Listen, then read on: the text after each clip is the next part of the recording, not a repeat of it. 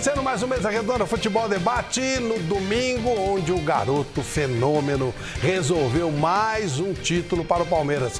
4 títulos em um ano. Garoto Endrick, a grande joia do futebol brasileiro nos últimos tempos. Nós vamos falar muito desse jogo, mais um jogo que o Endrick resolve. Vamos falar do jogo de São Paulo, que está rolando agora. Assim que terminar o jogo, mostraremos tudo. Acabou o jogo, nós vamos mostrar tudo para você do que rolou entre São Paulo e Avaí. E, obviamente, muitos temas bacanas. Vamos falar da decisão da Copa Sul-Americana, que vai ser no próximo sábado. Vamos falar do Corinthians, vamos falar mais do Palmeiras, do time principal do Palmeiras. Tem muita coisa legal e muitos prêmios. Mesa Redonda está no ar. Rápido intervalo, a gente já volta.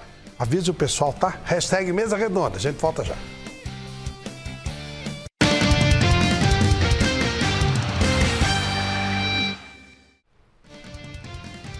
Ok, amigos, de volta com Mesa Redonda Futebol Debate, prêmios maravilhosos para você. Boa noite, Michele Janela. Boa noite, Flávio Prado. Boa noite aos nossos telespectadores do Mesa Redonda Futebol Debate. Olha só, hoje tem presentão para quem tá em casa, hein? É só você colocar no Twitter, no Mesa Redonda TV lá no Twitter, hashtag Mesa Redonda no Twitter, né? Entrar em contato com a gente e eu vou conversar com você para você ganhar um desses presentões. Primeiro presentão da noite, bola oficial da Topper em parceria com a loja Gol de Placa lá de Santo André e um moletom do São Paulo, tamanho G. É muito lindo esse moletom do São Paulo, gente. Junto com a bola, então, né, presente completo. E o segundo presente da noite especial é a luva oficial da Poker. Essa luva é profissional, tá? Em parceria também com a nossa querida parceira loja Gol de Placa lá de Santo André. E o livro O Segredo do Futebol Brasileiro, Futsal e Futebol de Base, do nosso querido convidado de hoje, Moraci Santana. Tá certo? O livro vai autografado para você. Hashtag Mesa Redonda no Twitter para você participar. Fique ligadinho que a gente vai conversar. E tem enquete que está no ar no site gazetesportiva.com e é a seguinte: o Abel Ferreira deve promover a estreia do Endrick na equipe profissional do Palmeiras ainda nessa temporada ou não? Tem que esperar mais um pouquinho. Vote lá, gazetesportiva.com, Flávio. Ótimo, muito bom. Esse é um tema legal, esse é um tema interessante, tá efervescente. Como a Michele já disse, temos hoje um campeoníssimo conosco. Grandes histórias, trabalhou com os principais treinadores da história do futebol brasileiro nos últimos 40 anos. Muitas Copas do Mundo, histórias maravilhosas para nos contar. Nosso convidado de hoje tem currículo invejável. O auxiliar técnico e preparador físico Moraci Santana já rodou o mundo do futebol. Aos 23 anos, Moraci foi contratado pelo Palmeiras. Além do Verdão, teve passagens por outros gigantes do futebol brasileiro, como São Paulo, Santos, Corinthians, Inter, entre outros. Moraci também trabalhou na Europa e Emirados Árabes. No São Paulo, fez parte da comissão técnica vitoriosa comandada por Tele Santana. E Copa do Mundo, hein? O professor disputou 6 delas. Em 90 pelos Emirados Árabes, 98 pela Arábia Saudita e na seleção brasileira foram 4 participações. 82, 86, 2006 e a consagração veio em 94, na conquista do Tetra nos Estados Unidos. Seja bem-vindo, Moraci Santana. O Mesa Redonda adora receber campeões do mundo. Hoje é sensacional. Uma honra te receber aqui, professor Moraci, aprender um pouquinho, sua história é fantástica. Trabalhou com treinadores maravilhosos, viveu os grandes momentos do futebol. Muito obrigado por atender o nosso convite. Flávio, boa noite a todos da mesa. A honra toda minha, obrigado pelo convite, aqui à disposição. Bacana, muito legal. Celso Cardoso de volta. Olá. Celso Cardoso deu uma volta ao mundo. Para quem não sabe, ele subiu num navio e deu uma volta ao mundo, de navio. Partido da Argentina. Espetacular. Não, maravilhoso. Trouxe muita muamba, eu comprei umas muambas dele. As garrafas, Chico Lang, Miller. Você vê que não te deixa mentir sozinho. Legal, gente. Bom, vamos começar falando da decisão do Sub-20, que na verdade... isso é importante. O chileno está lembrando aqui. Não podemos deixar de ressaltar o grande espetáculo que proporcionou ontem o futebol feminino. Física do futebol masculino, né? Que às vezes atrapalha demais. Você vê lances violentos, tivemos aí esse fim de semana, quase arrancaram o nariz do do nosso querido Cristiano Ronaldo, com uma cacetada violenta no nariz. Quer dizer, isso aí no futebol feminino, raras vezes acontece. Você vê que até choque de cabeça não existe. Né? Existe, sim, uma leveza, né? Como você falou, e uma estética mais agradável. Né? E legal isso, porque o futebol brasileiro está precisando mesmo de uma coisa desse jeito. E agora, a grande rivalidade, por incrível que pareça, vai ser com os Estados Unidos, né? Estados Unidos, Alemanha. Eu acho que a gente tem futebol, sim, para alcançar essas praças que estão bem mais avançadas. Tem, os países nórdicos aí é já coisa um pouquinho mais complicada, mas um passinho de cada vez. Já ganhando mercado aqui no Brasil, parabéns às meninas. Pan-americano também, não tem ninguém para fazer frente para o futebol brasileiro feminino. Até nada, tá tranquilo. Bom, antes de chamar o mestre Alberto Helena, que está conosco também, eu tenho uma dica muito especial para o prazer enorme recebê-lo aqui hoje. Muito boa noite, mestre. Boa noite, meu caro. Ô Flavinho, eu fiquei fora aí, eu quero pedir desculpa, eu fiquei fora do ar aí uns dias, porque eu sofri um ataque selvagem dos demônios cibernéticos. Fui salvo por São José Silva, que é o meu milagroso técnico aqui que cuida das coisas dos meus velhos equipamentos. Né? É isso aí, eu peço desculpa, espero estar aí de volta numa boa. Claro que está e sentimos sua falta, mas hoje a gente mata a saudade. Vamos mostrar então o Sub-20, a decisão do Sub-20 hoje. O jogo foi na Arena do Corinthians. E adivinha quem resolveu o jogo? Vamos ver. É motivo de muito orgulho para a gente conseguir mais essa expressiva conquista, né? Conquista de muito trabalho, conquista feita a várias mãos. Tem conseguido trabalhar com prazer e reverter esse trabalho em conquistas, em revelação de jogadores, ascensão de jogadores para a equipe principal. Acho que cumprindo todos os objetivos da formação aí da categoria. Após o apito final, confusão entre corintianos e palmeirenses. Na arquibancada, o clima também esquentou entre torcedores e a polícia militar.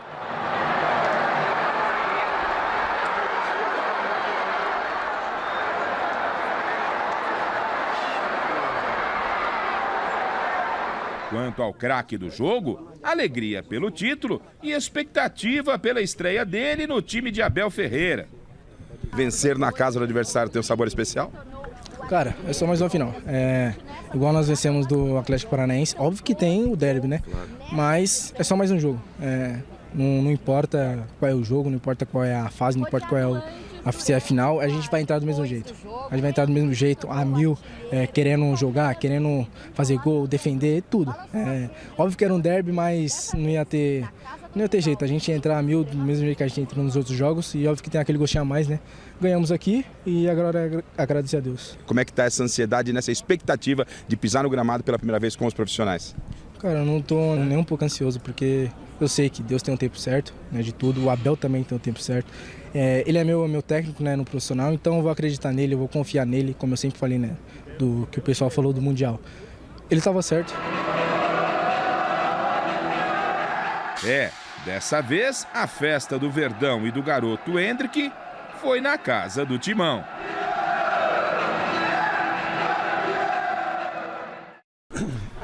Professor Moraci, o senhor já viu um monte de garoto que prometia e não deu certo, um monte de garoto que prometia e deu certo.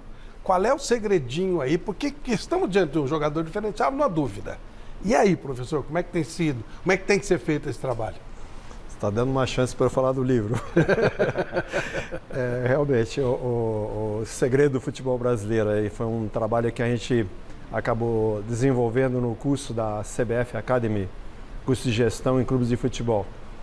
E durante o curso você tem que desenvolver um trabalho que é um trabalho final, que a gente chama de projeto aplicativo. E nós tivemos a ideia de falar sobre esse assunto que é a integração do futsal no departamento de base. Né? E eu acho que até pelo momento que a gente vive, não só no futebol brasileiro, como também em relação àquilo que o menino tem à disposição, né? Hoje não tem mais aqueles campinhos de futebol de várzea, muita coisa acabou. Então, está sobrando o quê? Está sobrando futsal, está sobrando futebol society. E isso é muito pertinente no momento, porque hoje o futebol de campo, né, se joga em espaço reduzido. Cada vez mais compactado, menos espaço para se jogar. E o futsal já traz isso desde sempre. Né? Se joga em espaço reduzido, é aquela coisa do pensar rápido, porque você tem menos espaço, você desenvolve o sentido aí, o cognitivo, né? Para que haja essa possibilidade de você pensar rápido. E no futebol de campo também isso, né? E também você vai para os treinamentos hoje no futebol de campo, cada vez mais se faz em espaço reduzido. Mini-campos, mini-jogos, 4 contra 4, 6 contra 6, 8 contra 8. E o futsal traz tudo isso. Lembrando que os grandes jogadores nossos, tanto técnico como em termos de habilidade, saíram do futsal, né? Lembrando lá desde Rivelino, o próprio Zico, que até aproveito para agradecer, fez o prefácio especial, o Alex, que fez o prefácio do livro. Você vai para... depois de Zico, você tem Ronaldo Fenômeno, Ronaldinho Gaúcho, você tem Juninho Paulista, Juninho Pernambucano, Kaká, Ricardinho, o próprio Alex, é uma infinidade. A última seleção, por exemplo, de 23 atletas que foram selecionados, 14 vieram do futsal. Então, um dos segredos nossos é esse. Esse garoto jogou futsal? Você tem essa informação? O Hendrick? Não tenho essa informação. Mas é bem provável, né? Porque provável, a gente vê a habilidade dele, a facilidade dele com a bola, tudo. São coisas que o futsal proporciona. Né? Você vê, tem um menino no Santos agora, eu acho que ele tem 8 anos. É um fenômeno, o menino. O Santos tem muitos, o Santos já tem esse departamento, já tem essa integração. Inclusive, um dos autores, que é o Rodrigo Neves, ele fez parte desse trabalho da integração, que estava no departamento, no guarda-chuva do departamento olímpico e migrou para o departamento amador. Ele fez parte desse trabalho. Aproveitando para citar os outros autores, nós somos o grupo de 5, né? O Henrique, que é lá da Universidade de Juiz de Fora, tem o Vinícius Bovo, que é de São João da Boa Vista, tem o Márcio, que é lá de Recife. Então, nós, um grupo de 5 que fizemos esse livro. Bom, gente, e o Hendrick? Vem cá, ótimo, o senhor explanou muito bem, mas vamos analisar esse jogo aí. É isso. Tá? Vamos analisar esse jogo. O gol que ele fez não foi um gol espetacular, não. Foi um gol de sub-20. Por quê? Ele chutou do meio da rua, olhou, telegrafou, falou, vou dar lá no cantinho. O goleiro do Corinthians falhou. E não tinha que abafar, não? Não teve ninguém que tinha que tudo abafar? Bem, mas o goleiro é o último reduto. Estava na cara que a bola ia ali. Então, sabe, não teve jeito. Porque deixaram ele caminhar e fazer o que ele queria. Recebeu livre de marcação. Recebeu livre de marcação. É o grande jogador do time, recebe livre. A culpa é de quem não marcou. O goleiro é o último reduto. O goleiro Isso não mudou. Isso não mudou. Seu até coração no futebol de está salão é machucado assim. por perder um título em Até casa. o futebol de salão, até o futebol de salão é assim. O goleiro também. O último reduto é o goleiro. O goleiro também. Mas ele não poderia chutar sozinho. O goleiro também. Mas a marcação é deficiente. É uma falha de marcação vergonhosa. Eu vi o São Paulo do Moraci, do Miller jogarem e a defesa falhar e o Zete ou o Rogério Ceni salvaram a pátria.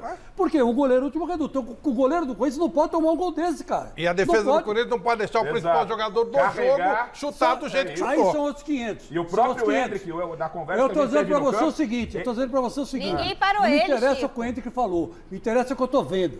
Quando ele chutou o goleiro do Corinthians, ele telegrafou para o goleiro do Corinthians. Eu vou chutar ali. Não vou tirar a culpa do goleiro do Corinthians, mas é geral. Se ele pula antes, ele pega. A falha foi... Não Tava foi de um longe, só. tava longe.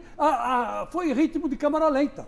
O gol do título do Palmeiras. Grande título do Palmeiras. Então, quer dizer, é o tal negócio. Agora, tudo bem, ele é bom, ele tem que ser promovido para o profissional o mais rápido possível, eu também acho. Nos treinamentos, pelo menos, né, ele tem que estar. Agora, ele nesse jogo ele não mostrou nada, cara. Ele é um Ele admitiu isso na entrevista, Chico. Um sub-17. Ele admitiu e falou, hoje não fiz o jogo, eu disse para os meus companheiros que precisava de uma bola. E foi uma bola onde foi, como disse o Flávio, né, uma falha geral do Corinthians. Jogar tudo na conta do goleiro eu acho um exagero. O Kaique tem que botar na cabeça o seguinte, o Cássio, olha pro Cássio. Ele deve treinar com o Cássio, né?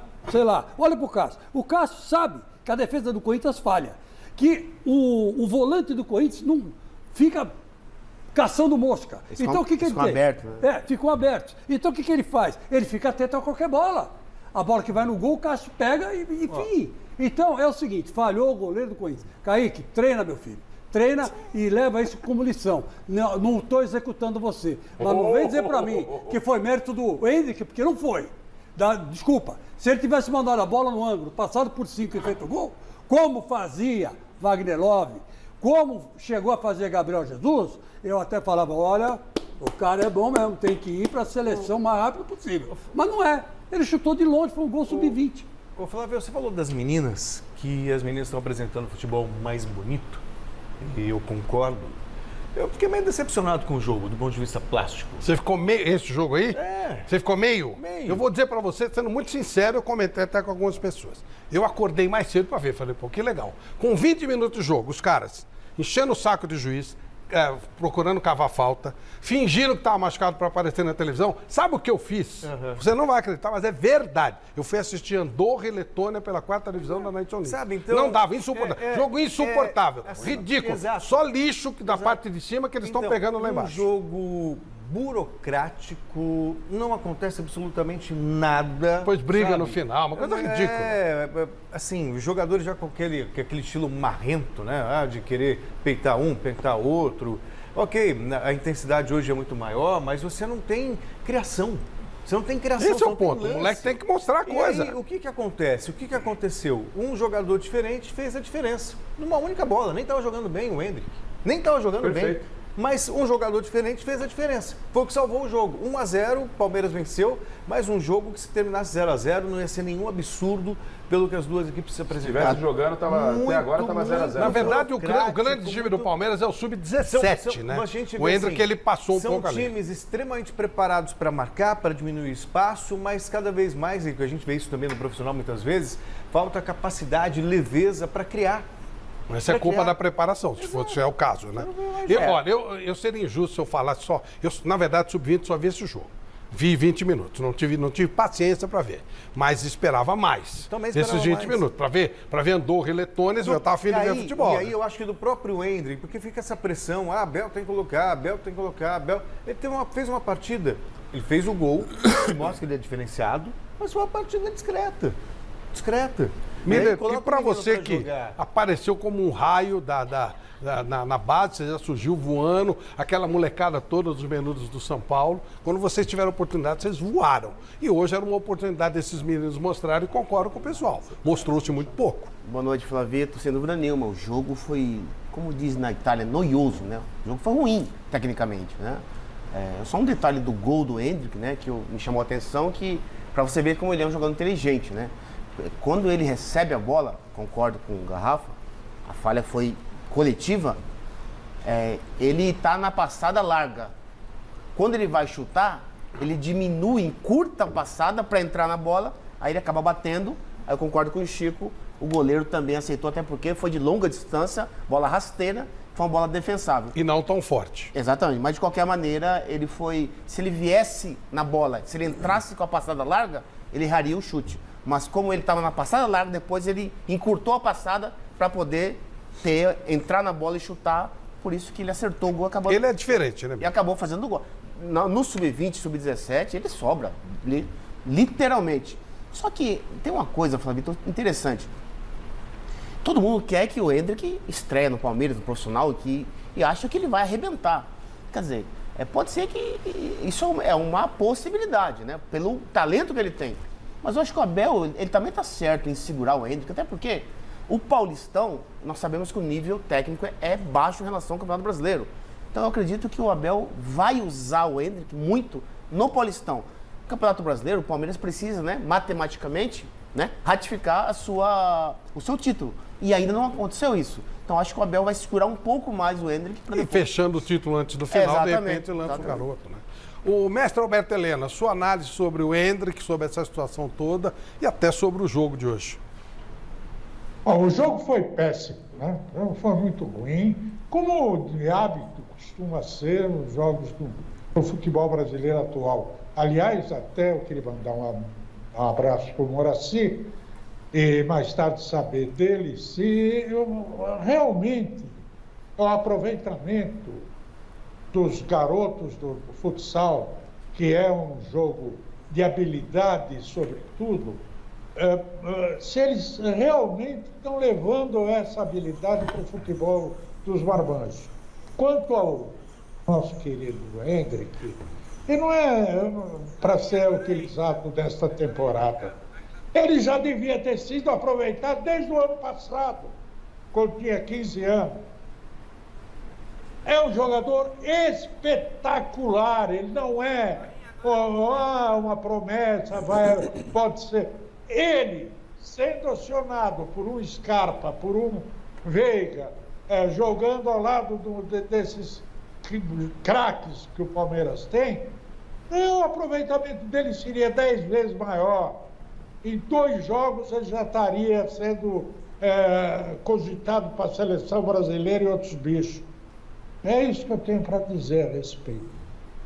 Perfeito. É uma expectativa realmente muito grande, muito grande. E aí, como segura o garoto, professor? Eu acho assim, eu acho que o Palmeiras, lógico que tem pessoas importantíssimas na comissão técnica que estão analisando isso com todo carinho. Eu acho que tem que ter esse cuidado também no lançamento do menino, para que você também não queime o menino. De repente coloca aquela expectativa enorme em relação ao aproveitamento dele e acaba não acontecendo tudo aquilo que estão esperando. Então você pode queimar o menino logo de cara. Então eu acho que essa situação de você fazer uma coisa, vamos dizer assim, step by step, né? Devagarzinho, tal, vai introduzindo e ele vai se sentindo mais à vontade lá. Porque é um passo grande para ele, né? Com 17 anos, chegar no time principal. 16 ele tem. 16, né? Ainda não fez 17 ainda, né? Então, eu acho que é um passo grande. Então, e também, você vai levar para o profissional no lugar de quem? Né? Você vê o elenco do Palmeiras hoje, é um elenco diferenciado em relação às outras equipes do futebol brasileiro. Né? Então, eu acho que a comissão técnica está olhando com todo carinho isso, com certeza. E eu acho que é uma coisa que tem que ser feita gradativamente. Mas em cima do que disse o Moraci, eu penso que até pelo Palmeiras ter esse elenco maravilhoso, né? Esse elenco que está azeitado, esse elenco que está encaixado, isso facilita para a entrada do Endrick no time, como disse o mestre. Eu vou na mesma linha do Helena. Eu acho que tem que colocar para jogar. Uma coisa é você chegar para um garoto de 16 anos, que é uma promessa, e falar, Endrick, eu preciso que você resolva. Outra coisa é você colocar esse garoto aonde os profissionais vão abraçar ele. A bola vai chegar com muita qualidade. Ele fez 16 anos dia 21 de julho, só para deixar bem localizado. Mas ele é diferente, Flávio. A gente tem visto que ele é diferente. Então, a gente entende esse receio da comissão técnica, essa preocupação, mas me parece que ele tem possibilidade já, o mais rápido possível, estar jogando. Não para começar jogando, você põe ele para jogar 20 minutos, você pega, com todo respeito ao Avaí, nem sei se vai ter esse confronto, pega um jogo desse daí, um jogo já decidido, põe o garoto para jogar. Porque daqui a pouco ele vai embora. O Palmeiras tem que se aproveitar desse garoto. Eu lembro que o Neymar era reserva do Robinho, né? Não do Robinho pedalado, do Robinho meia, lembra disso? Sim. E ele entrava como filé de borboleta, que o Luxemburgo falava. Agora imagine só se o Palmeiras estivesse numa fase. Imagine só se o Palmeiras estivesse numa fase ruim. A imprensa, a torcida, o FBI, estaria enchendo a paciência do Abel para colocar o jogador. Não é não, assim? Foi o que aconteceu com o Lulinha no Corinthians e ele se queimou. Poxa vida, ele tem 16 anos, calma. Até porque o Moraci falou, o time do Palmeiras é um time consistente, um time que há 2 anos joga junto. É um time equilibrado, um time que está na iminência de ser campeão brasileiro e vai ser. Acho que não precisa ter pressa com ele. 16 anos de idade, eu achei que ele tinha 17. 16 anos. O Paulistão tá aí, ó, daqui 2 meses, em dezembro já faz a pré-temporada. Mas no Paulistão você acha que ele deve jogar? No Paulistão sim, até porque o nível técnico do Paulistão é baixo. E ele no Paulistão ele vai sobrar. Até porque o calendário do Palmeiras, de novo, no ano que vem, é um calendário muito extenso, muito também desgastante. O Abel, com certeza, vai usar o tal do Banguzinho e o Endrick entra nessa aí. Não pode se iludir. Palmeiras, o que está pensando o Palmeiras com o Endrick? Usá-lo. Sim, talvez. Mas mais do que, acima de tudo, vendê-lo. A Leila diz que até os 18 anos ele fica no Palmeiras, até por lei, né? Não pode vender antes. E até o contrato tem essa facilidade. Quando ele completa 18 anos, diminui a multa para venda posterior, a cláusula, né, de venda, e aí ele jogaria com 16 até os 18 anos. Por isso todo cuidado, porque tem uma expectativa muito grande em cima dele. De repente o menino sente um pouquinho essa passagem. A adaptação para o profissional demora um pouco mais. Aí toda essa expectativa que foi criada, você perde o valor de mercado. E é isso que eu acho que o Palmeiras não quer. Se você pegar todos os jogadores que o Palmeiras, essas jovens promessas que surgiram, o Palmeiras acabou vendendo mais barato do que imaginava. Pega aí Patrick de Paula, o Veron, o que mais foi vendido recentemente? O Renan, mas aí o Palmeiras se livrou, né? Os caras eram problemáticos e o Palmeiras acabou se livrando, né? Até como informação, ali na arena, na saída, depois que eu conversei com o Hendrick, com o Paulo Vitor, né? Eu encontrei o Cícero ali no saguão, estava conversando ali com os dirigentes do Corinthians e chamei ele para uma conversa rápida e falei, e aí? O menino vai estrear, não vai estrear? Ele falou, a expectativa é dentro de um trabalho, uma planificação que o Abel e o Palmeiras têm para o Hendrick. Ele não me deu o caminho das pedras, não disse se é agora ou não, mas falou, há um planejamento, um caminho a ser seguido. Não sei se esse caminho termina no Campeonato Paulista e lá acontece a estreia, ou termina no Campeonato, acontece já no Campeonato Brasileiro. Para mim, deveria acontecer o mais rápido possível. O Palmeiras tem condição de... Eu fico com isso na cabeça. Acho que se o Palmeiras ganhar o campeonato com antecedência, igual ao ano passado, que o Abel lançou um monte de garoto para jogar, aí bota o Hendrick para jogar. O Abel já levou ele para o banco agora no último jogo do Palmeiras, me parece, não é? Foi. Eu entendo que você pegar um jogo que está resolvido, você tem o Hendrick no banco, põe o menino. Se o jogo está resolvido, o Palmeiras tem resolvido os jogos. Mas o que adianta também colocar ele? Não, você vai ver o garoto, você vai dando essa cancha a ele, você vai dando esse ritmo a ele, né? Você vai dando essa Tem uma pergunta aqui pro Moraci, do Flávio de Deus. Vamos falar o que interessa. Moraci, ele aguenta a pancada dos zagueiros do profissional? É uma situação diferente para ele, né? Ele acompanhar o ritmo do sub-20, do sub-17 é uma coisa. Ritmo do profissional, nível de Palmeiras num campeonato brasileiro, que não está falando a diferença de campeonato brasileiro para um campeonato paulista, é outra. Então, toda essa situação ele vai ter que viver, mas eu acho que ele tem que viver pouco a pouco. Até nessa situação desses contatos, né, que ele vai ter, né, de atletas de outras equipes com uma força física muito maior que a dele, que ele também vai passar por essa adaptação. Que Neymar sofreu muito no início, quando ele subiu. Filé de borboleta. Mas o Hendrick, a gente inclusive encontra com o Hendrick quase que diariamente ali na porta da academia, hoje, frente a frente com ele, o moleque é um touro. Ele não é filé de borboleta, não. Ele é touro. Vocês acham que dá para se falar, Miller, falou, né? Dá para se falar e comparar o Hendrick com o Neymar? Não. Esse é o grande problema do nosso país, né? Da imprensa, da torcida, ficar comparando as coisas, jogador com jogador. Não dá para comparar. O Neymar, fisicamente, quando ele começou, todo mundo sabe, ele era muito fraco fisicamente. Mas o nível de jogador? Não, nível não. Não, aí não. Não dá para comparar. O Hendrick tem muito talento, mas ele não tem o nível do Neymar, não tem o talento do Neymar. Até porque ele não é ambidestro. E o Neymar já começa por aí. Então, não dá para comparar. Ele é um jogador que realmente ele vai ter a sua carreira sólida, ele tem tudo para ser um grande jogador, mas como eu disse, tem que ter paciência, não precisa ter pressa com ele. É um grandíssimo jogador. O Abel tá certo, peraí. Vou conquistar o título brasileiro, depois vou colocando ele gradativamente, coisa normal. Aí eu já tenho outra hipótese. Você acha que ele pode ser comparado com o Neymar? Não pode ser comparado com o Neymar, o Miller tem razão, mas minha hipótese é a seguinte, é que talvez o Abel já tenha visto esse problema. Talvez nos treinos, a gente não está vendo mais treino, a gente não sabe, sim, mas vai ver que no treino alguém chegou junto nele, e ele já percebeu que ele deu uma afinada, então não está pronto para Mas ele pôs no banco, né? Talvez entrasse se o Danilo não tivesse sido expulso no último jogo. Acho que estar no banco já é parte do planejamento. Né? Veio a primeira convocação para estar concentrado. Aí você vai lá no vestiário, sentir o clima do jogo. Entra, dá aquela ansiedade, vou, não vou pro jogo. Vê os caras que você jogava videogame, né? E o cara já tá do teu lado. Então, né? Então, ou seja, eu entendo. A viver essa situação. É isso. Ele já tá, então, dentro daquilo que o Cícero me disse, né? Gerente lá de esportes do Palmeiras, gerente de futebol, existe uma planificação. Me parece que esse jogo que o Hendrick foi para o banco faz parte da planificação. E muito em breve ele deve ir para o jogo, até porque, como foi dito aqui, o Flavito, O Endrick vai jogar, por exemplo, pega um zagueiro do Inter, do Grêmio, um zagueiro do São Paulo, a diferença física é muito grande. E o futebol hoje brasileiro a gente sabe que é 90% físico.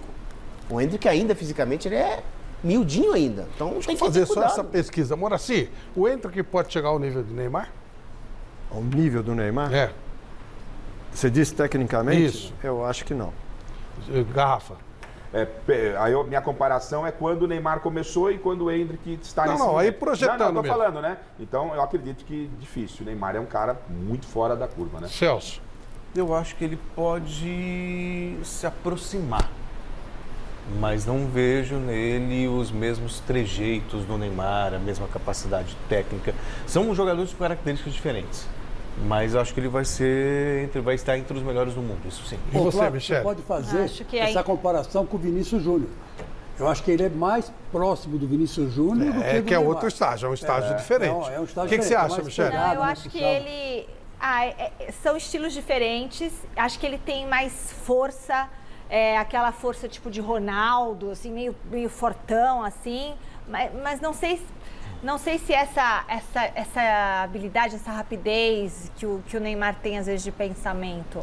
Mas ele é muito novo ainda. Ô, Fabito, Mestre, para você, Hulk. mestre Helena, É o Hulk o Neymar do pode sub-20 chegar aí. no... É o Hulk. O Endrick Endrick. pode chegar no nível do Neymar? Não, porque são situações diferentes, estilos diferentes, funções diferentes. Esse menino é um centroavante com habilidade, que sabe criar jogadas além de completá-las dentro da área. O Neymar, se vocês lembrarem, ele foi durante todo o período inicial da carreira dele, até chegar no PSG, ele atuava como ponta esquerda.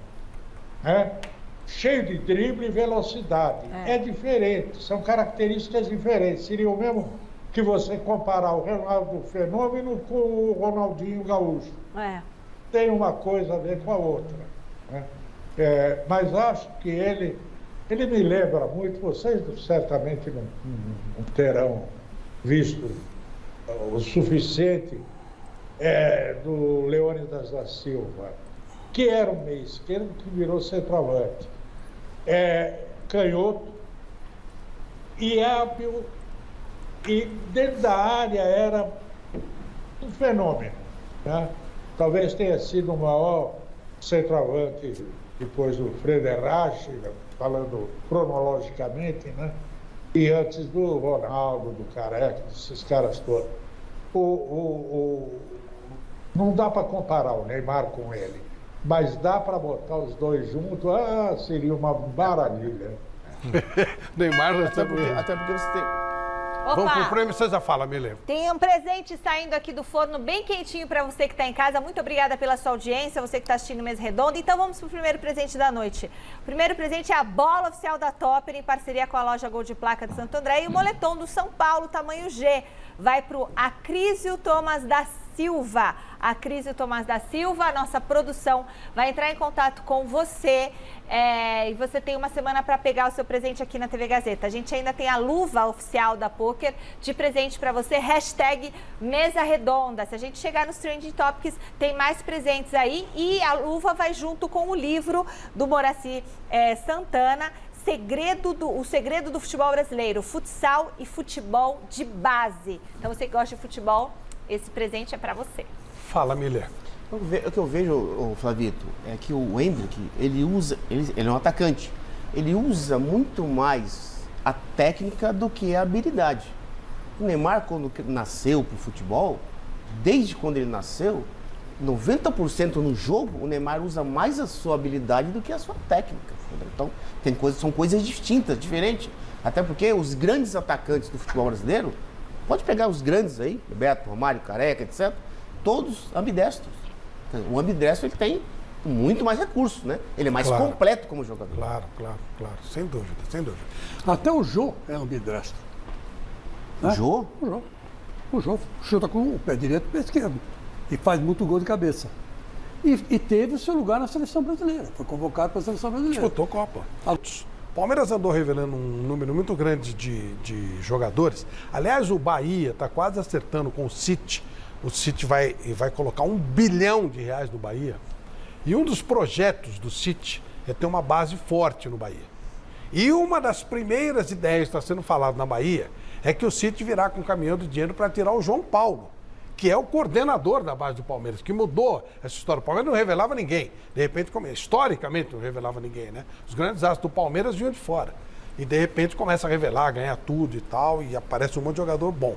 Inclusive 2, o Gabriel Menino e o Danilo, que foram para a seleção, mas depois disso a coisa não foi igual. Dá uma olhada nessa matéria especial. É ótimo, né? Ele é tão educado. Ele vai se envolver em polêmica nas vésperas da Copa do Mundo? Ele foi muito... Até que nós tentamos. E assim... ainda mais hoje, que não pode falar nada. Eu costumo olhar muitos treinos, esses últimos jogos de Copa. Infelizmente, esse ano não vão ter aqueles bem coladinhos na Copa. Então eu estou de olho nessa data FIFA, tanto que eu falei que eu vi até Andorra e Letônia, aí porque o outro jogo não estava ajudando. Mas eu vi vários jogos. Não tem nenhuma seleção melhor que a brasileira.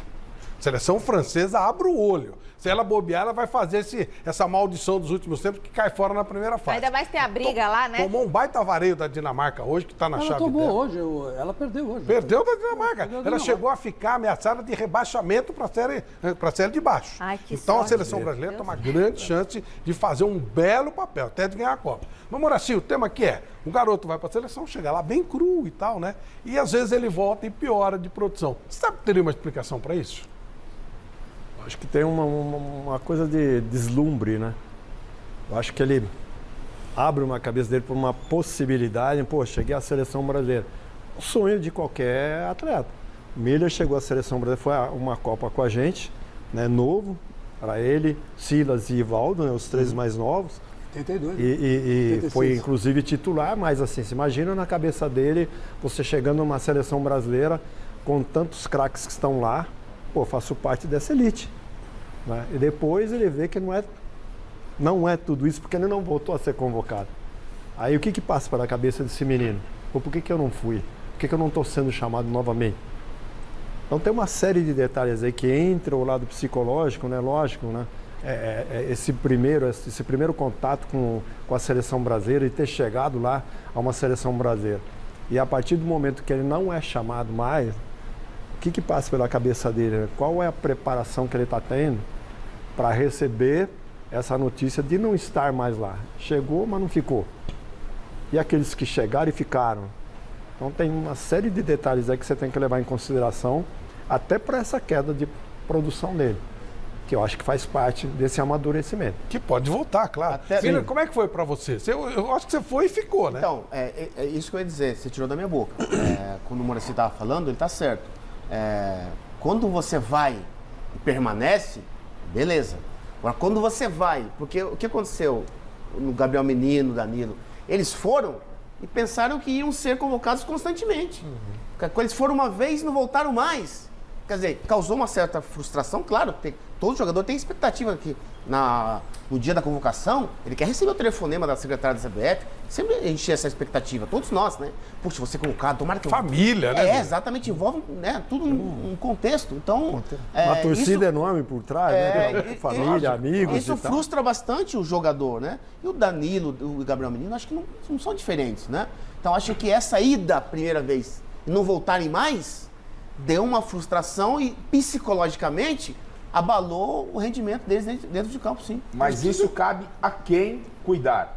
O técnico do Palmeiras. Para mim foi de uma infelicidade tamanha o Abel, né, citar esse aspecto do Danilo. Se o problema está aí, e o Moraci e o Miller colocaram com propriedade, acho que isso realmente acontece, é natural. E pode voltar, não é? Nunca claro. Mais não existe. Mas se a fase foram agora, a fase já não está boa para o menino. Aí o Abel vem externar isso publicamente, internamente chama o Danilo, conversa, diga que é um processo natural. E ele, quando ele fala que, né, ele joga isso, ele quer terceirizar um problema. Essa queda do Danilo passa sim pelo técnico do Palmeiras. O Tite o convocou para a seleção brasileira e trago aqui uma informação, Flávio. Eu conversei, na época a gente até estranhou, porque o Danilo foi convocado e nem entrou. Não entrou, e muita gente criticando, porque o Danilo estava num momento ótimo. E aí me disseram o seguinte, uma pessoa muito ligada ao Tite, né? E eu conversando, surgiu o assunto do Danilo há um tempo, e falou o seguinte, que o Danilo, quando chegou na seleção, o Tite detectou que ele sentiu o fato de estar ao lado de grandes estrelas. O garoto sentiu realmente. Isso acontece muito. E por isso, né, essa foi a explicação. E é normal. Então, esse processo normal, e aí vem o Abel e falou, eu não mando no Palmeiras. Ele diz nas entrelinhas que se mandasse, ele não ia deixar o garoto ir pra Talvez seleção. porque ele não sentisse que o garoto estava pronto mas ainda. Mas aí, na segunda vez, ele já não vai sentir tanto. Esse é o ponto. Então, mas não dá para você convocar a véspera de uma Copa e insistir. É que o Abel quer se meter em tudo, até na seleção do Tite. O Tite foi muito educado Ele com o foi Abel. perguntado. Não. Ele foi perguntado. Mas ele fala, é uma oscilação natural. Ele poderia ter respondido. Por que você pega no pé do Abel? Eu não pego no pé do Abel. Eu não pego. É que ele deixa a seleção brasileira quieta, cuida do Palmeiras. Mas ele do foi atleta dele. perguntado. O Abel. Depois ele pega e fala assim, não vou responder esse tempo, senão me você se mete. ele vai ter que ficar na mão do cara. Ele terceirizou um problema. Por quê? Eu Qual é o seu sei. problema com o Abel? Nenhum. Então, parece que você eu tem. acho que muitas vezes não. eu acho um equívoco quando a gente questiona a sinceridade de quem dá a entrevista.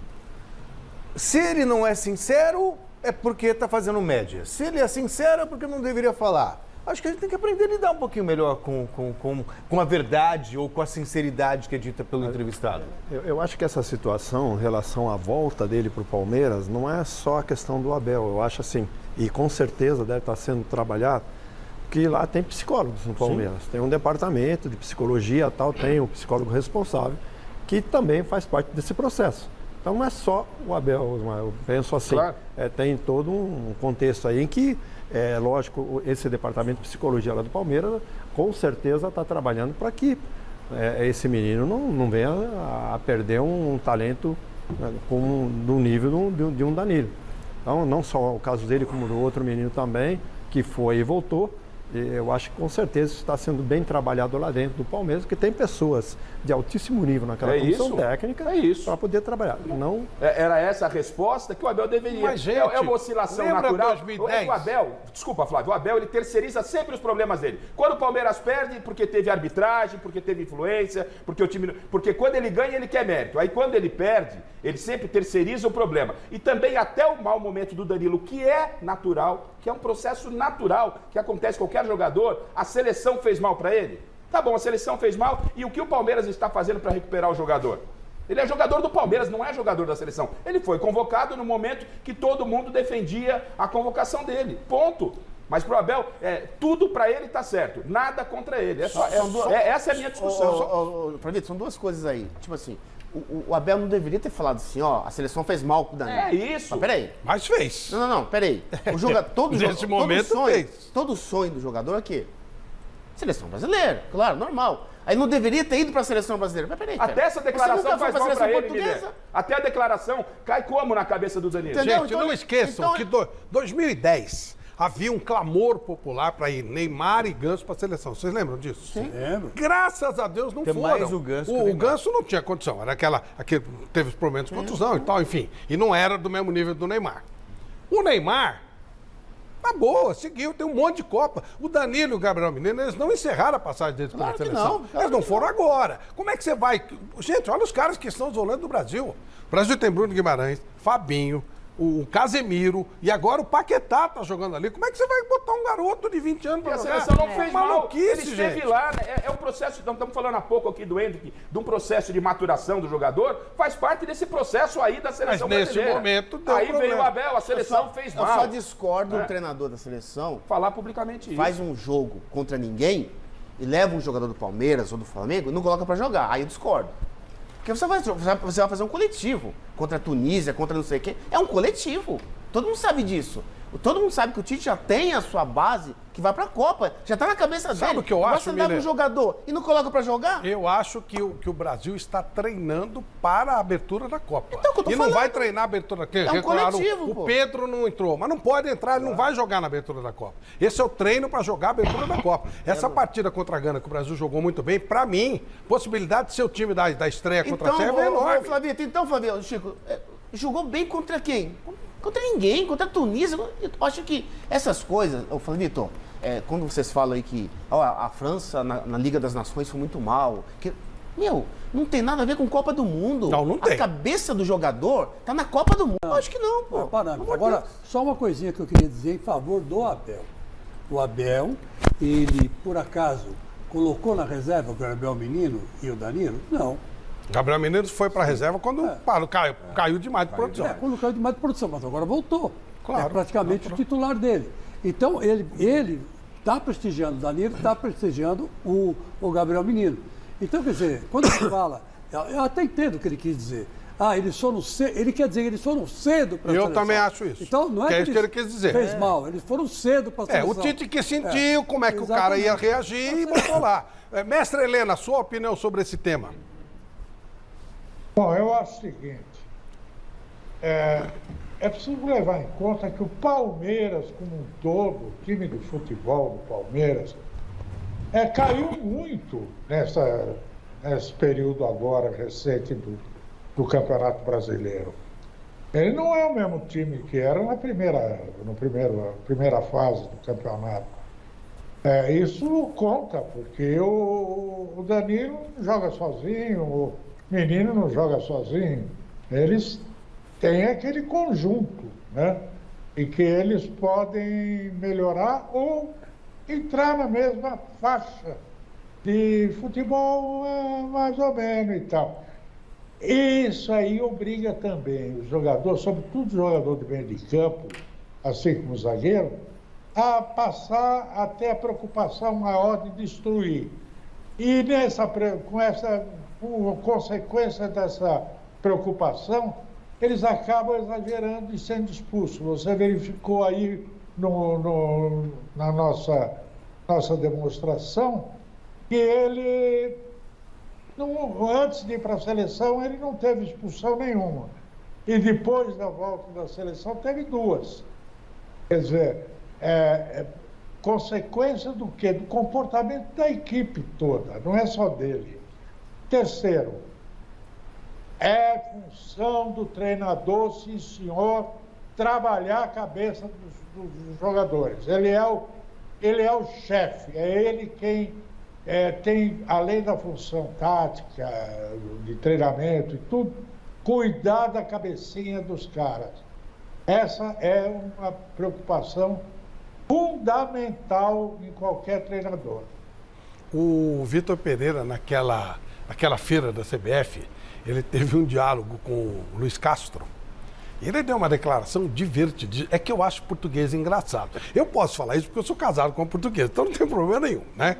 Vou virar cidadão português, tá tudo certo. Mas eles são os termos engraçados, né?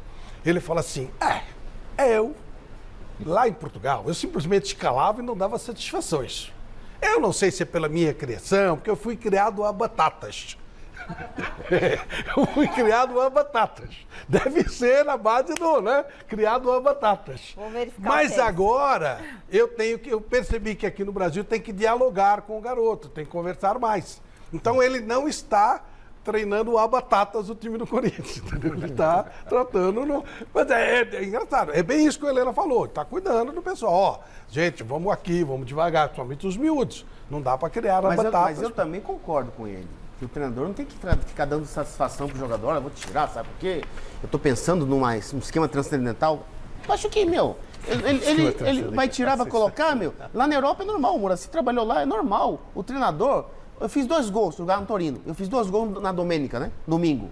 2 gols empolgada, aquela coisa toda, porque ela joga domingo, né? E quarta-feira tinha Copa Itália contra a Inter de Milão, lá no San Siro. Eu fui pro banco, o treinador nem olhou pra minha cara. Batatas. A batata.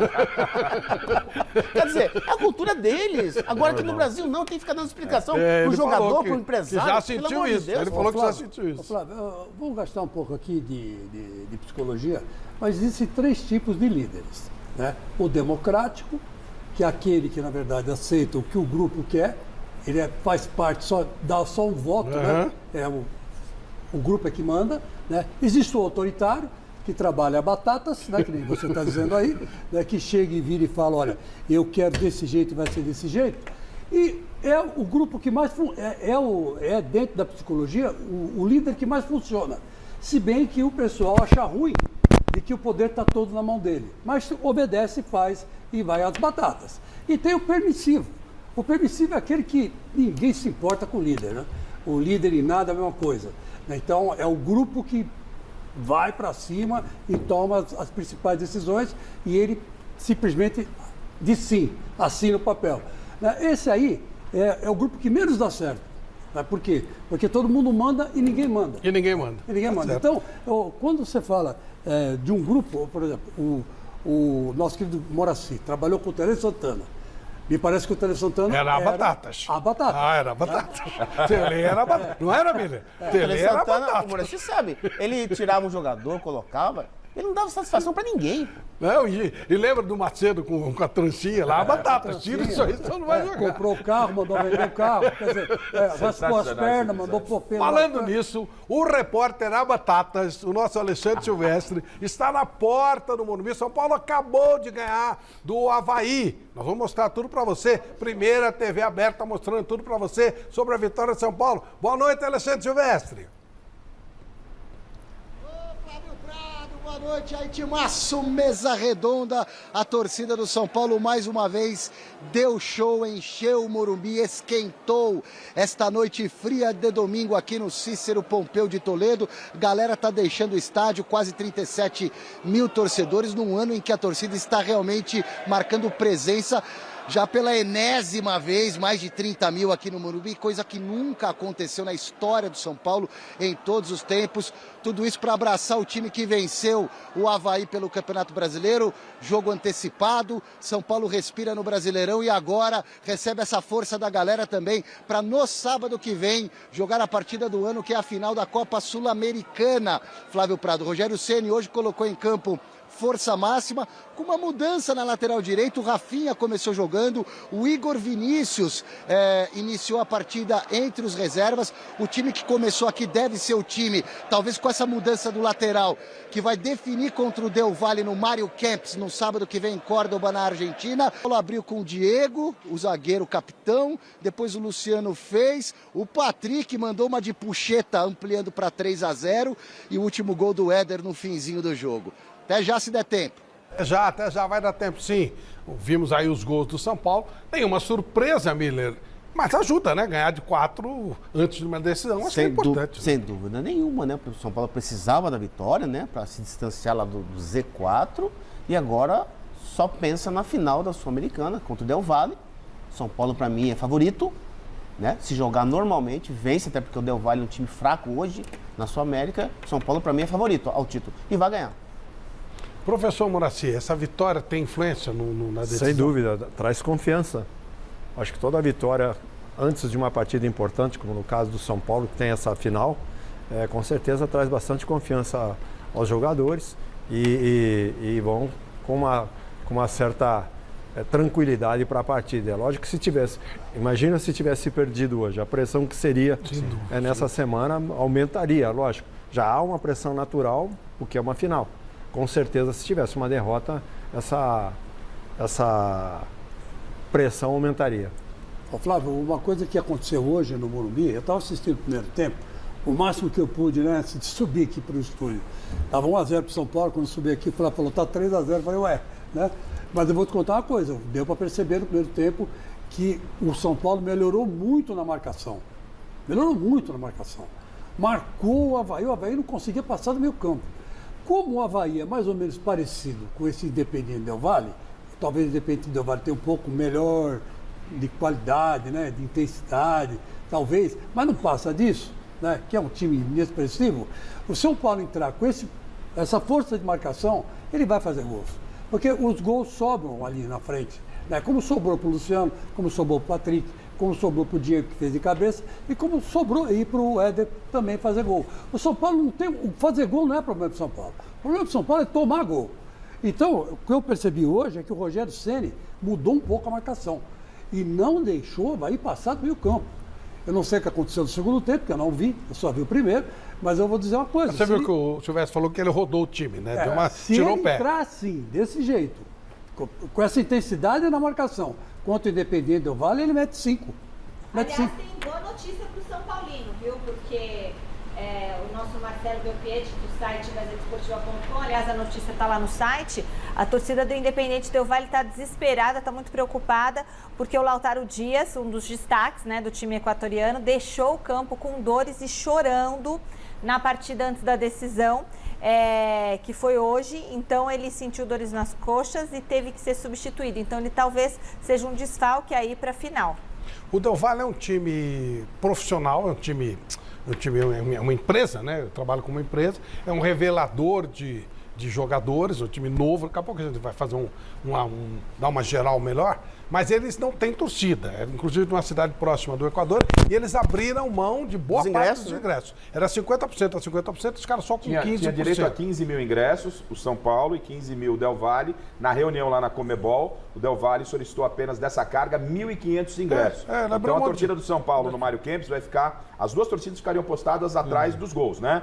Então, um gol torcida do São Paulo, outro gol torcida do Del Valle. Como a torcida do Del Valle abriu mão, atrás dos dois gols estarão a torcida do São Paulo e a torcida do Del Valle com os 1.500 ingressos serão deslocados para outro setor. O estádio também tem, além de todo esse favoritismo, vai ter esse caráter tricolor. 10% só do que eles tinham, eles pegaram. Eles têm uma excelente estrutura. São 11 campos de futebol, tem Independente Del Valle, tem todas as categorias de base, inclusive escolinhas, começando lá com 6, 7, 8 anos de idade, e tem todas as categorias. E são 11 campos o centro de treinamento dele, tem uma estrutura maravilhosa. Não vejo toda essa vantagem que o Chico está falando em relação ao São Paulo. Entendo que o São Paulo é também favorito, mas todo cuidado é pouco com o Independente Del Valle, como disse o Moraci. Del Valle já tem uma história, até na Copa Sul-Americana. Tem uma coisa que eu foi campeão. sempre levo comigo, que ninguém chega a uma final por acaso.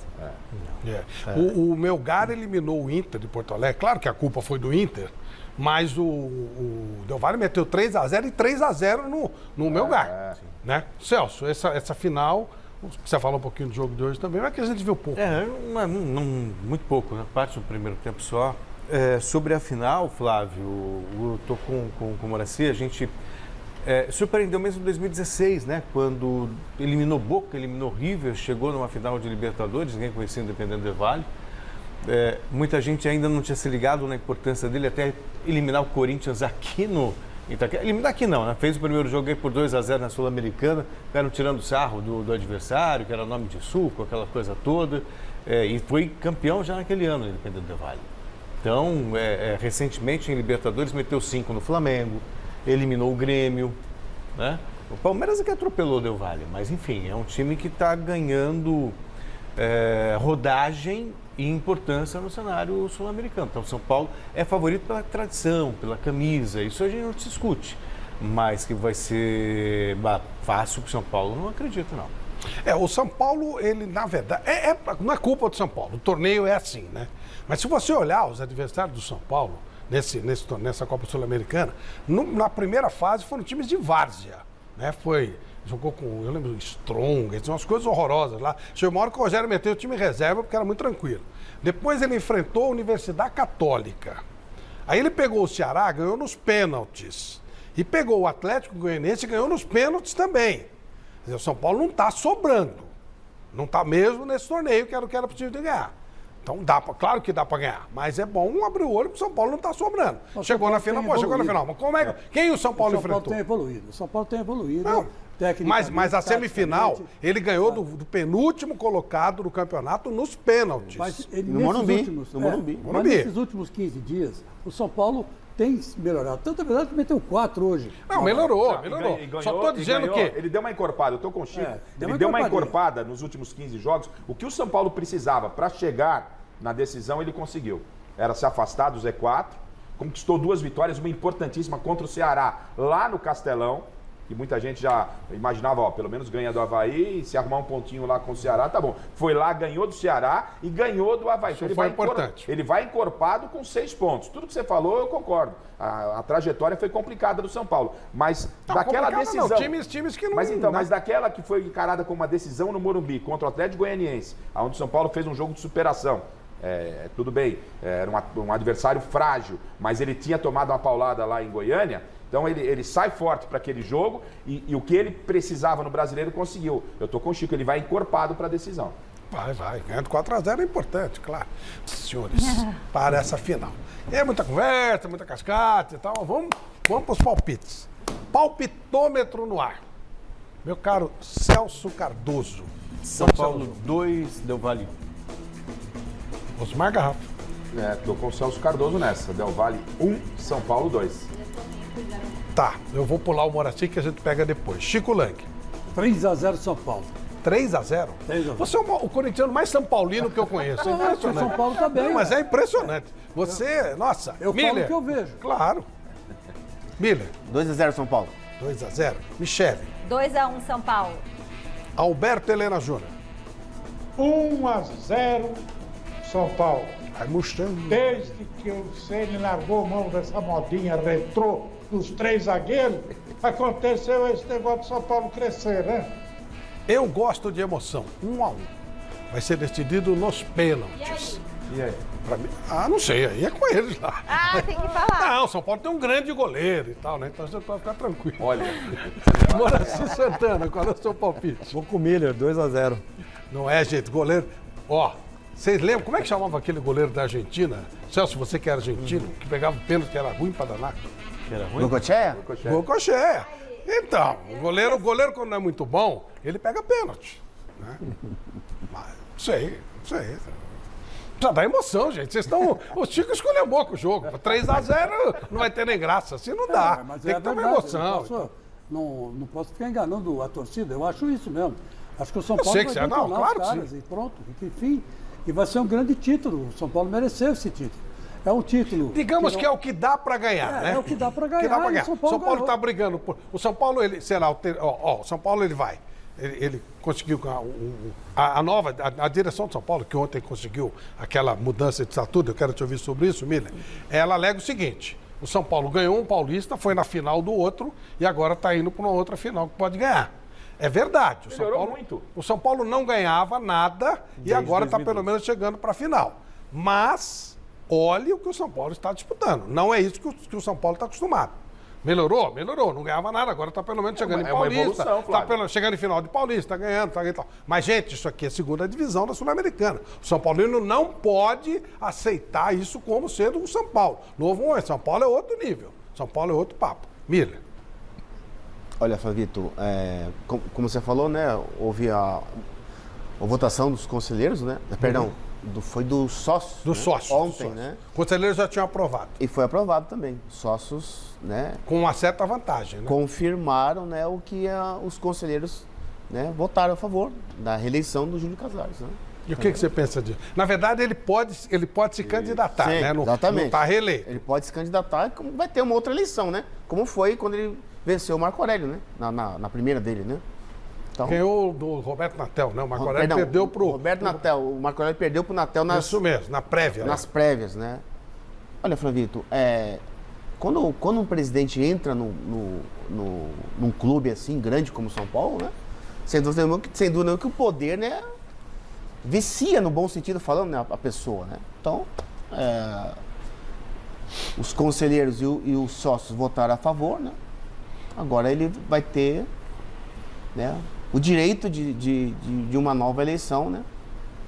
Na próxima, sem dúvida nenhuma, ele é favorito, né? Porque tem o conselho todo a seu favor, praticamente. Essa votação de ontem foi meio que, já deixou claro, quase uma prévia da eleição. Celso, o que você pensa disso? Flávio, assim, eu não sou muito favorável a isso. Eu acho que foi o conselho que escolheu tudo, mas eu, sinceramente, essa mudança das regras... É isso, eu nem acho ruim a reeleição. Eu não gosto da mudança das regras com o jogo em andamento. Com o jogo em andamento, entendeu? Eu particularmente não gosto, já teve recentemente também uma confusão envolvendo isso nos bastidores do São Paulo. Eu, sinceramente, não vejo com bons olhos. Eu não acho legal, ponto. Pode ser legal do ponto de vista jurídico, mas não acho moral, digamos assim. Para você, Garrafa. Eu entendo se todas as partes lá foram ouvidas, passou pelo conselho, passou pelos sócios, e é um problema lá do São Paulo, é porque eles querem isso. Então, boa sorte ao São Paulo. E entendo que o Casares está no processo de recuperação com o clube, é muito difícil. Esse processo de recuperação tem se demonstrado dentro de campo, como disse o Flávio.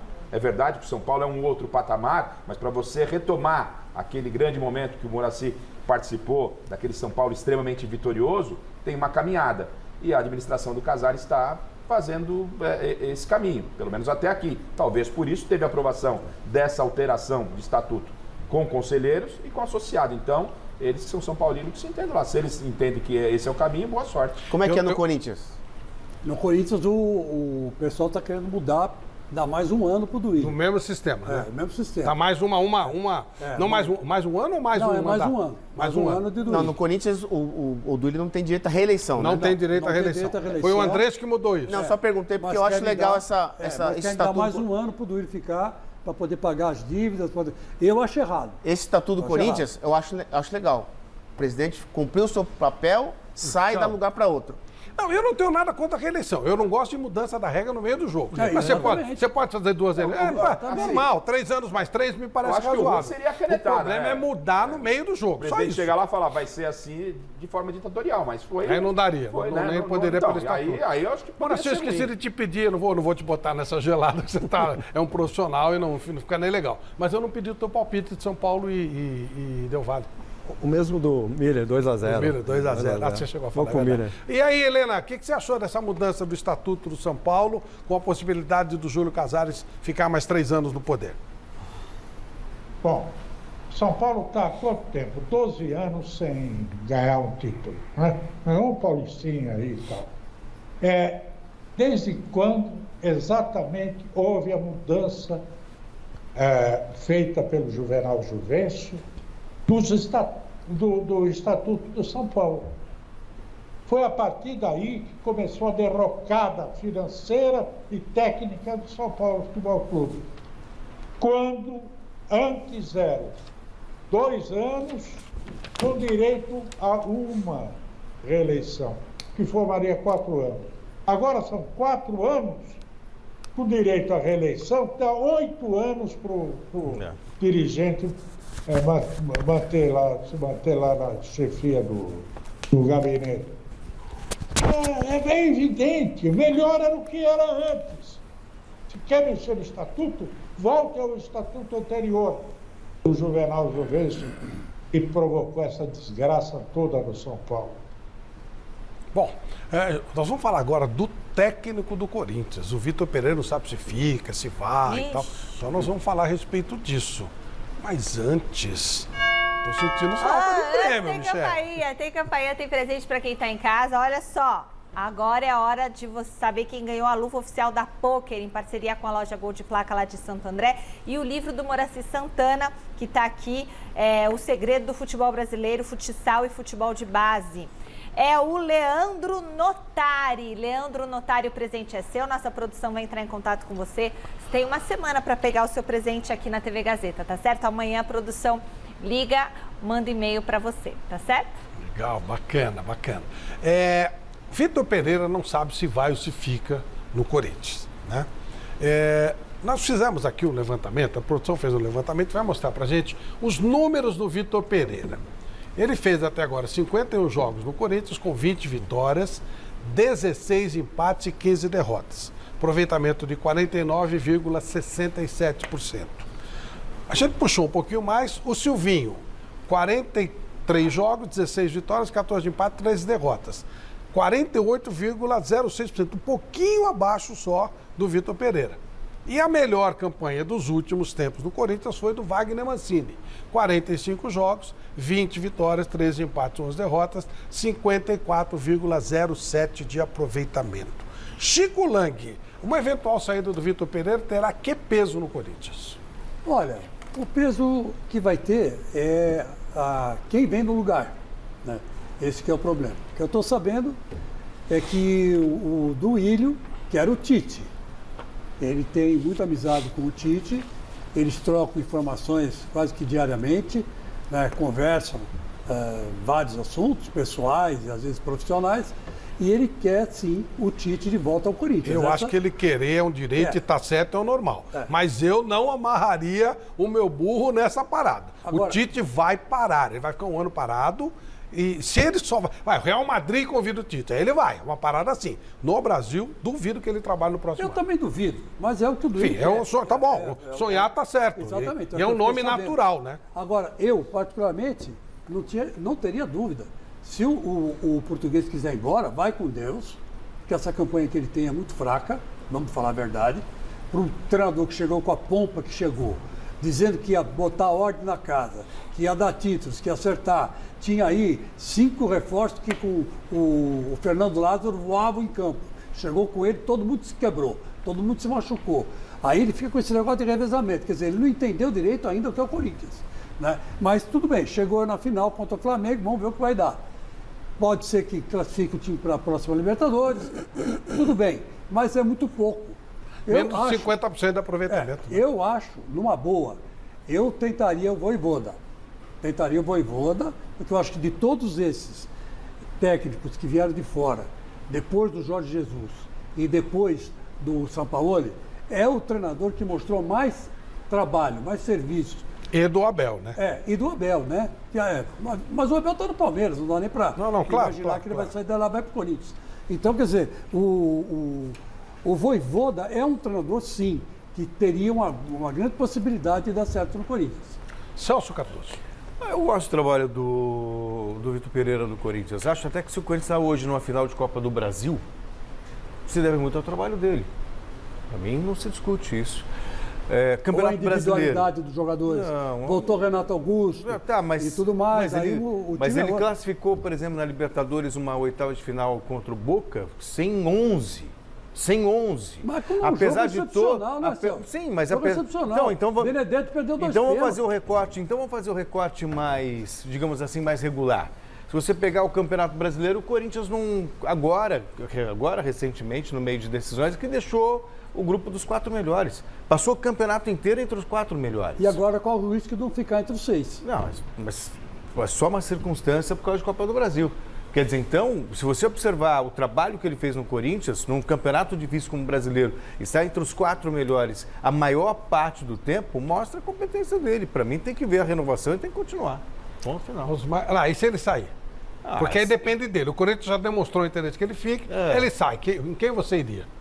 É difícil, né? O Tite tem essa questão com o Corinthians, a questão mais apaixonada. Mas para mim ele vai buscar. Não, ele vai ficar um ano na caverna. Vai tentar alguma coisa lá fora. Acho que ele não vai buscar nada, ele vai ficar na caverna. Mas se o Real Madrid, o Barcelona, alguma coisa vier, ele vai. Não pode tirar o cavalinho da chuva porque não vão chamar ele. Eu também acho que não. E ele liberou toda a comissão técnica dele para procurar trabalho. Eu vou te falar uma coisa. Eu sei que você metralhado aqui. Ixi, eu vou mesmo. Até sei onde ele vai. Não será poupado. Agora. Já que você falou. Já seria. Agora que você abriu, então. Ótimo. Tem um treinador. Metralhadoras da mão. Tem um treinador argentino que está morando em Búzios. Você está de brincadeira. E que ele está louco para Jorge Sampaoli. Exato. Ele quer a seleção brasileira, na verdade. Mas ele está lá por causa da seleção brasileira. Sinceramente, eu faria mostraria um projeto para ele. Que projeto? Não tem projeto com esse cara. O São Paulo é completamente fora da casinha. Vocês estão de brincadeira. Ganhou o quê? Aonde? Ganhou o quê? Ele ganhou a Copa América com o Chile, ele ganhou... Campeonato Mineiro com o Atlético. Ganhou o Campeonato Nacional com a Universidade Católica. Mas você vai ser... O Bielsa... Olha o estrago que ele fez no Santos. O estrago que ele Sul-Americana com a Universidade do Chile. Ele deixou um estrago, uma conta enorme para o Santos pagar. Está querendo ressuscitar o Sampaoli, está de brincadeira, mas para eu não vou nem, se me permita, uma granada ao invés de uma metralhada, né? Uma granadinha no céu. Eu não vou jogar a granada, não. Eu gostei da sugestão, achei legal. Claro, as duas que foram colocadas aqui me agradaram, a do Chico e a do Celso. E sobre Vitor Pereira, penso que o trabalho é regular, é um trabalho regular, né? É um processo de adaptação, concordo com o Chico, ele ainda não entendeu, e o Abel demorou um ano para entender como é o futebol brasileiro, ele tem ainda algumas dificuldades, quando ele faz uma comparação de Corinthians e Palmeiras com clássicos na China, ele não sabe o que está falando, mas normal, a gente ele comparou na Turquia. Ele falou, venci muitos clássicos, na China também. Ele falou Turquia, ele falou que saiu de dentro do tanque de guerra na Turquia. Entendeu? Então, assim... Clássico é clássico. Corinthians rivalidade é rivalidade. Venha lá, Fenerbahçe. Não. Então, eu penso assim, é um processo natural de quem vem de fora entender algumas situações. O Abel, no primeiro ano, desdenhou o Campeonato Paulista, quase não classificou. O que ele fez esse ano? Campeão paulista. Ele entendeu da importância que é o Campeonato Paulista. Ele pegou o Campeonato Paulista, foi lá e ganhou o Paulista e vai ganhar o Brasileiro e vai praticamente completar. Ele que não ganha o Brasileiro para ver a importância do Campeonato Paulista. Deu uma importância maravilhosa. O São Paulo ganhou o Campeonato Paulista, não aconteceu nada. Eu tenho dito aqui com frequência que o Corinthians não pode ficar refém dessa decisão do Vitor Pereira. Inclusive, o Salazar fez essa pergunta a ele. Ele falou que vai antecipar. Ele falou que vai antecipar e o Duílio falou que vai esperar um pouquinho mais, que não tem tanta pressa. Eu entendo que o Corinthians tem que ter uma pressa sim para fazer o tal do planejamento para correr atrás de Palmeiras e de Flamengo que estão lá em cima. Se começar esse negócio, se chegar em novembro o Vitor Pereira falar que não vem, aí já perdeu muito tempo, vai correr atrás de quem? Eu entendo que o Corinthians tem a obrigação, primeiro nome, se vem ou não vem é uma outra história. Tite. O Corinthians e o Tite tem uma história fantástica. Se o Tite não vier? Se o Tite não vier, eu tô com o Chico. Eu acho que eu iria no argentino, lá no Voivoda. Moraci, esse trabalho tem que começar mais cedo mesmo. Isso aí acho que não tem dúvida, né? Não, sem dúvida. Você fala de... Assim, eu fui estrangeiro lá fora, né? Trabalhei em alguns clubes lá fora. Eu acho assim, você tem um ano para entender o que é até o Osmar aqui falou. Mas assim, eu acho que você tem um tempo para entender o que é a cultura do país, modus vivendi, a cultura do clube, né? Então, o Corinthians é uma equipe diferenciada até pela sua torcida, pela força da sua torcida, tudo que acontece lá dentro. O Chico conhece bem lá dentro. Quem trabalhou lá, quem viveu lá, o Miller também chegou a jogar um período lá, sabe como é que é dentro do Corinthians. Então, eu acho que se ele der continuidade a esse trabalho, com certeza, a próxima temporada, muita coisa que talvez ele tenha feito esse ano, não repita por ano que vem, para uma próxima temporada, e muita coisa que ele deixou de fazer, que ele entendeu o processo, com certeza ele vai fazer. Outra coisa que eu acho também, a diretoria não está dormindo. Essa hora que eles têm o plano A, o plano B, o plano C, com certeza. Com certeza. Eu acho que o nível de uma comissão técnica, de uma diretoria do Corinthians, com certeza já tem isso na mente deles. Quem é o plano A, quem é o plano B, quem é o plano C, a partir do momento que o Vitor não ficar. Eles não vão decidir isso aí só depois. Talvez até sondado, né? Sim, de repente, sim. Olha, se por acaso... Tal. Não é difícil, não é difícil. E você, Miller, como é que você encara isso? Se o Vitor Pereira não sair, o que o dirigente Miller faria? Olha, Fernando, primeira coisa, que nenhum clube grande no Brasil tem que ser refém de nenhum treinador. Primeira coisa. Segunda coisa, esses números aí, para mim, não querem dizer nada. Clube grande vive de títulos. Outra coisa, se o Vitor Pereira, que eu acho difícil, se ele conseguir ganhar o título da Copa do Brasil, que eu acho difícil porque vai enfrentar o melhor time da Sul-América, aí ele fica. Porque ele tá com o título na mão, tá? Eu acho que ele mesmo vai querer ficar. Agora, se ele não ganhar o título, que é mais provável, da Copa do Brasil, ele mesmo vai querer ir embora, e aí eu tô com o Tico. Eu pegava esse treinador do Fortaleza, que já está há 2 anos lá. O Fortaleza afiançou, bancou a sua permanência, com time limitado, orçamento limitado, tudo limitado. E ele está fazendo... O Fortaleza estava lá embaixo, todo mundo sabe disso. Ele pegou e levou o Fortaleza lá para cima. Deu, né? Ele mesmo, quer dizer, então um treinador que já demonstrou, assim como o São Paulo aqui, já demonstrou muita qualidade, muita personalidade. E ele sabe trabalhar com os seus jogadores. Então, ele merece uma chance aqui em São Paulo, num grande time, o Voivoda. Se o Vitor Pereira for embora, que tem que ir mesmo, o Voivoda. Mestre Alberto Helena.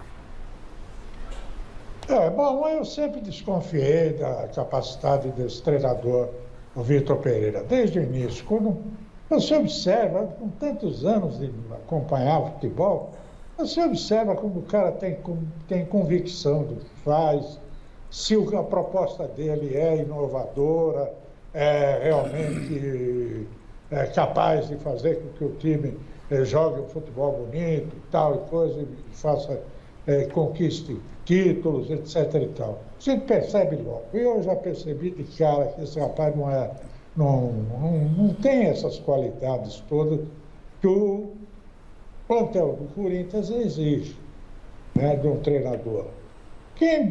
Se não for o Tite, quem pode ser? Pode ser se for Voivoda, né?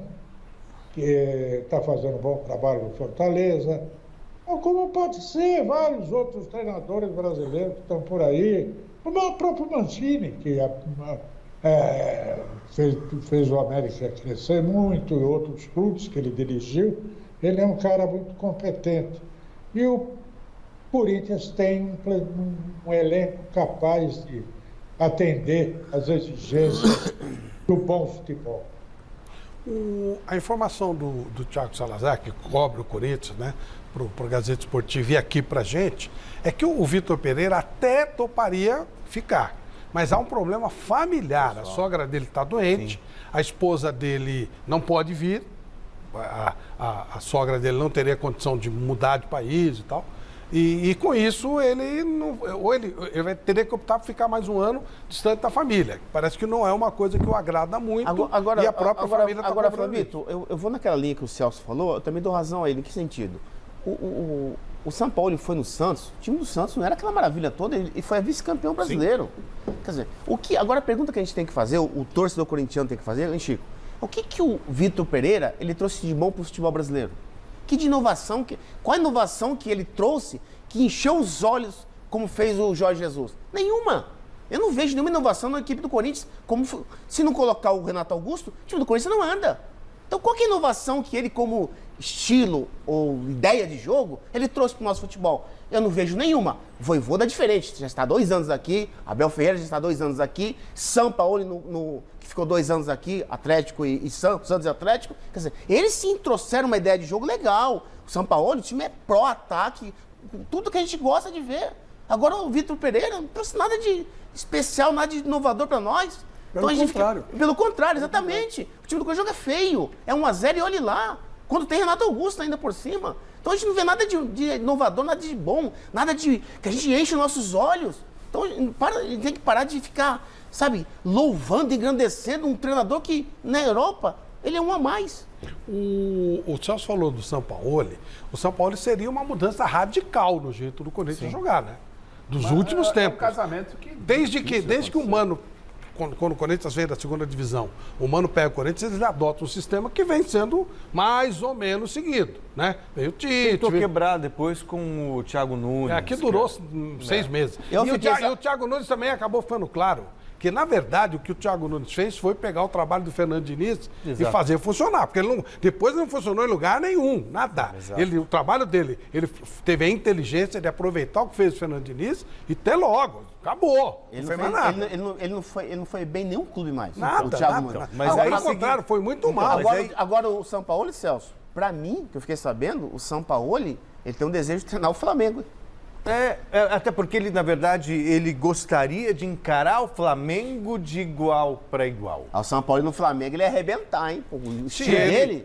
se o Dorival Júnior ganhar a Copa do Brasil e a Libertadores... Não, ele renova, né? Ele é o natural... Não. Ele é o natural técnico da seleção brasileira. Sim, concordo. É porque no Brasil não tem estilo. Qual é o estilo da seleção brasileira? Nenhum. É o técnico que está lá. Ora, o Dorival ganha Sul-Americana e Libertadores com o Flamengo... A possibilidade dele ser chamado é enorme. E aí o estilo vai ser o Dorival Júnior. Um título desses dois. É um título que ele ganha. Depende. Eu acho que com 2 não dá nem se discute mais. Eu tenho dúvidas. Eu acho que a seleção vai para um técnico estrangeiro. Não creio. Eu acredito nisso. Não creio. Acredito nisso. Não, eu vou na linha do Flávio. Se o Flamengo ganha os 2 títulos, as 2 Copas, que é bem provável, que é favorito, o Dorival é um nome forte para a seleção. Mas a seleção brasileira está pronta para receber um técnico estrangeiro? Não estou dizendo que vá ser, mas no seu modo de entender. Hoje a mentalidade no Brasil está preparada para um técnico estrangeiro na seleção brasileira? Acho que com tantos técnicos estrangeiros aqui nos clubes, né, a gente como brasileiro, né, e até por ter muitos amigos, treinadores técnicos brasileiros, a gente gostaria de continuar com um técnico brasileiro. Mas, assim, dependendo de quem venha, né? De repente vem um Guardiola para uma seleção brasileira. Quem que vai contestar? Né? Tem no nível de um técnico como o Guardiola. E eu não sei nem se não passa isso na cabeça dele, né? Trabalhando numa seleção. O que a gente tem de informação, assim, muito distante, é que a seleção já teria sondado o Guardiola e, primeiro, o valor é muito abaixo do que ele ganha lá. Seria R$1 milhão por mês, que é muito abaixo do que ele ganha no City. E segundo, ele não quer sair do City. nem para a seleção espanhola. Então ele não ficaria descartado. Essa informação que surgiu e tal, não sei. O Guardiola não dá para discutir mesmo. Mas eu não sei se um técnico desse nível viria para a seleção brasileira, né? Não sei. O Ancelotti, pô. O Ancelotti que é um treinador que gosta, ama trabalhar com brasileiro. Desde que ele não renove no Real Madrid. Sim, exatamente. Até porque ele é um master, né? Que aí seria, de Copas, né? Seria abandonar os times, né? Que lá a filosofia é diferente. Você trabalha em times e depois, numa segunda etapa, sabe por que eu vejo também, Flavito, Moraci, que um treinador estrangeiro na seleção brasileira dá certo? Primeiro porque os jogadores que são convocados, nenhum joga no Brasil. Todos lá fora. A empresa, que é a CBF, junto com o Ricardo Teixeira lá atrás, terceirizou os amistosos do Brasil, só joga na Europa. Os amistosos do Brasil são só na Europa. Jogou na França, os já não estão precisa lá. nem mudar para o Brasil. Né? Exatamente, quer dizer, o treinador estrangeiro estaria em casa. Ó, amistoso, Inglaterra, Espanha. Os jogadores estão todos lá que jogam na Europa. Para eles seria uma maravilha. Só para te falar, Flávio, o salário anual do Pep Guardiola, segundo aqui a revista Forbes, desse ano, né? Ele fez um levantamento, é de 129 milhões de reais por ano. É o maior salário. O Klopp é o segundo com 109 milhões de reais. Perfeito. O Alexandre Silvestre está pronto lá no Morumbi? Ainda não? Então tá. Então, olha, gente, votamos aqui, você está votando com a gente no Troféu Mesa Redonda, hein? Está acabando o período de votação. Vamos ter uma festa maravilhosa no final do ano, dia 15 de novembro, a nossa gravação. E no domingo de abertura da Copa, você vai ter um troféu que vale uma Copa do Mundo sendo mostrado aqui no Mesa Redonda. Vote, corra lá, vote no site. Troféu Mesa Redonda, Troféu Mesa Redonda. Redonda.com.br. Isso aí. Vote lá e os 3 melhores de cada posição serão levados para um grupo de jornalistas. Agora, o mais legal disso tudo é que a Lux Color está com a gente mais uma vez. Esta maravilhosa marca que está conosco há tantos anos no Troféu Mesa Redonda, colorindo a festa do Oscar do futebol brasileiro. Beleza? Vamos para o intervalinho. Na volta a gente ainda vai tentar... Posicionou, Silvestre? Então vamos lá. Então depois a gente faz o intervalo. Vamos lá, Silvestre. Beleza, Flávio. Eu consegui colher a palavra bem rapidinha. Foi uma espécie de entrevista relâmpago com o Rodrigo Nestor, que não fez gol hoje, mas deu passe, deu assistência, jogou muito. Jogou bem o Nestor, pessoal? Jogou, né? 4-0 pro São Paulo aqui no Morumba. A torcida tá esperando a saída dos jogadores. O Rogério Ceni vai falar mais tarde, ele demora muito. Vamos então pro Nestor. Aí solta aí, chileno. Minha pergunta, a resposta do Nestor, depois eu volto. Ô Nestor, se o São Paulo reeditar a apresentação dessa noite no sábado que vem, bate campeão? Cara, eu acho que se a gente entrar focado e preciso como a gente entrou hoje, tem grandes chances, né? É uma final, é um jogo diferente, tem uma equipe qualificada do outro lado também e vamos esperar. O São Paulo, que ganhou hoje aqui no Morumbi pelo Campeonato Brasileiro, treina durante a semana. Na quarta-feira viaja para Córdoba para no sábado tentar o bicampeonato da Copa Sul-Americana contra o Del Valle. O principal jogador dos caras se machucou na rodada desse final de semana no Campeonato Equatoriano. O atacante Dias, 4 gols na Sul-Americana. Jogador do Del Valle, saiu de campo chorando e dificilmente estará em campo na final. Boa sorte, galera de São Paulo! Tchau, pessoal do Mesa! Intervalinho, a gente volta já com Mesa Redonda Futebol Debate.